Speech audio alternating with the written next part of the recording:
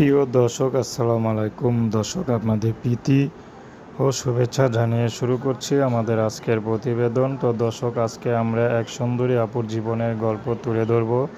আপুটি সুন্দর হলে খুবই অসহায়, কারণ আপুটির বাবা মা ছোটোবেলায় হারিয়ে গিয়েছে। তো তার মামা তাকে বড় করেছে। তো মামা আদর করলেও মামি ততটা দেখতে পারে না।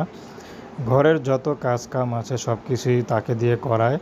তো মামার ঘরেও ছেলে মেয়ে আছে, তো সেটাও তারই দেখতে হয়। তো তার খুবই কষ্ট হয়, কিন্তু কি করবে। তো শেষমেশ এখন বাধ্য হয়ে ইউটিউবে এসেছেন। যদি ভালো একটা মানুষ পায় তাহলে বিয়ে শাদী করবে, সে মানুষটি যেমনই হোক। তো তিনি খুব বেশি পড়াশোনা করতে পারেনি, তার পড়াশোনার খুব ইচ্ছা ছিল। মাত্র 4 পর্যন্ত পড়াশোনা করেছে। তো 5-এ ওঠার আগেই তার মামি তাকে আর পড়াতে দেয়নি। তাকে ঘরে যত কাজ কাম আছে সব কিছু তাকে দিয়ে করাতো। তো এখন করতে করতে বড় হয়েছে, সব বুঝতে শিখেছে। তো এখন নিজের একটা ভবিষ্যৎ চিন্তা পড়ে গেছে, যে নিজের একটা ভবিষ্যৎ আছে, এটা তার ভবিষ্যৎ না। তো এখন তিনি বলছেন, যদি কেউ আমার ভবিষ্যৎ করে দেয়, সে মানুষটি যদি বিবাহিত হয় বা বুড়ো হয়, তারপরও বিয়ে শাদী করতে রাজি আছে।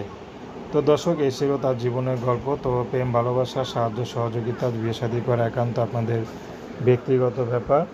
আসুন আমরা 5 ওয়াক্ত নামাজ পড়ি, সর্বদাই দেশের সেবা করি। আসসালামু আলাইকুম।